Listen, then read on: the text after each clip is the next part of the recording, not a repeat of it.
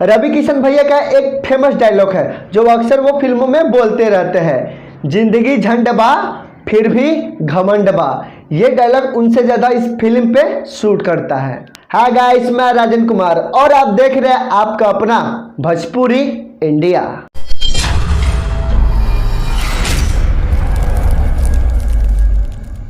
कल देखे थे कमांडो अर्जुन फिल्म जो कि चिंटू भैया की थी, तो आधा पागल हो गए।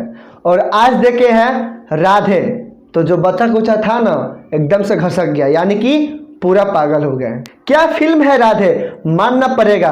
कमांडो अर्जुन और राधे दोनों जबरदस्त फिल्म है। इन दोनों फिल्मों के लिए हमारे देहात में एक कहावत है, कहा जाता है एगो फुटले फुटले तो एगो के पेनिए ना। बात करें फिल्म की कहानी के बारे में तो कहानी बस एक के लाइन का है, हम बताते हैं। एक छोटा सा गांव है जिस गांव में एक शिव मंदिर है और उस गांव में केवल और केवल पंडित ही रह सकते हैं।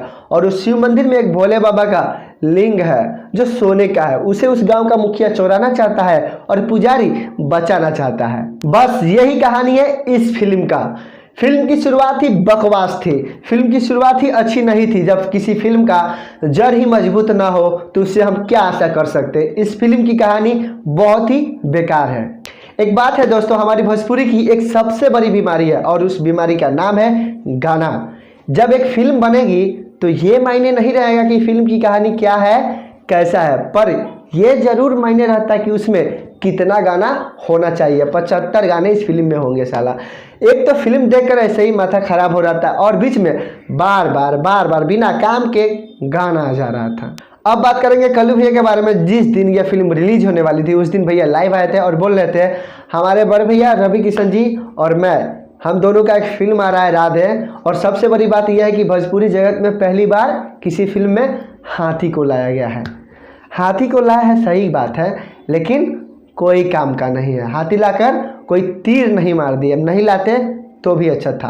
अब बात करेंगे मेगा स्टार रवि किशन भैया के बारे में। भैया बस हम आपसे इतना ही पूछना चाहते हैं कि जब आप इस फिल्म को साइन किए थे तो कहानी को सुने थे?